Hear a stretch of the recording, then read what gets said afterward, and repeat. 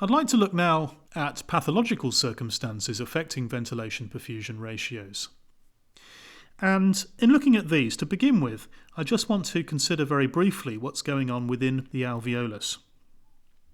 So this is the alveolus of a normal lung. We'll just draw it as a little sphere, and here's the blood that runs past it. The gas within the alveolus is not fresh air. It's what we call alveolar gas. It contains oxygen, carbon dioxide, and nitrogen. I'll ignore the nitrogen from this point onwards. Now, it turns out that there's two things going on. You can think of the ventilation as tending to increase the oxygen inside the alveoli, but of course some of that oxygen is absorbed by the blood and taken away.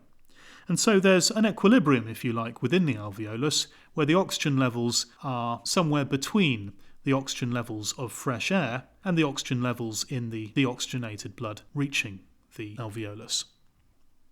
It's a similar thing with carbon dioxide levels. The carbon dioxide levels are not the same as atmospheric air. They're higher than atmospheric air, but they're lower than what's in the blood that's reaching the alveolus. So it's a sort of intermediate value.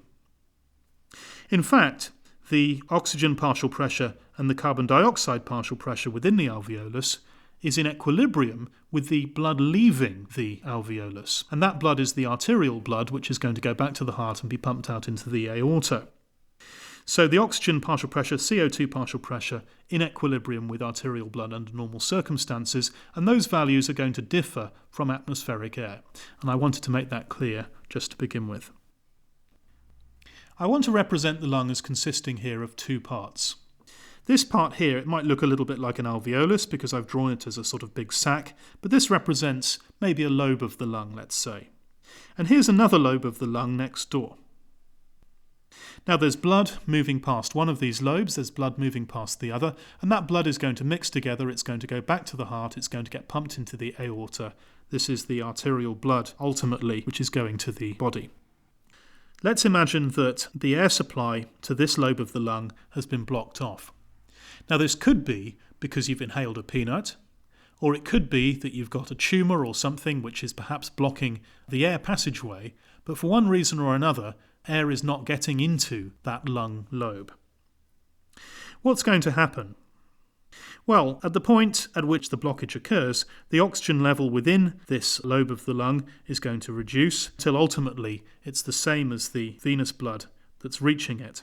So we're going to have low oxygen here, and we're going to have high CO2 here as well. Whereas the other lobe of the lung has got normal oxygen and normal CO2. Which, as I said, is not the same as atmospheric levels, but this would be normal for these regions of the lung, for the alveolar gas within.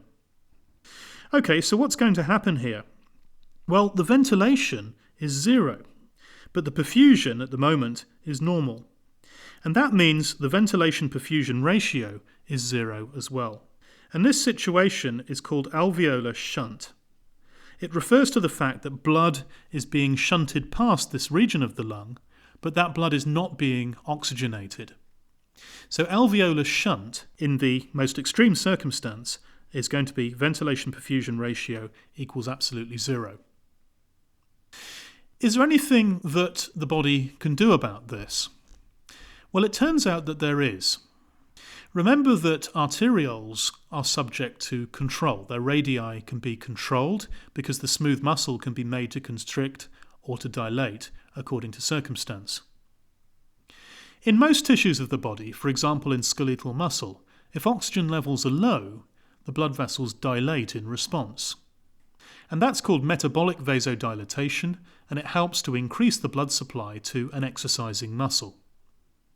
It turns out that in the pulmonary circulation, the response is exactly the opposite. So low oxygen levels actually cause the arterioles to constrict, the opposite effect, hypoxic vasoconstriction. And if you're constricting the blood supply to this lung lobe, then what it does is it helps to reduce the perfusion. So your ventilation has gone to zero.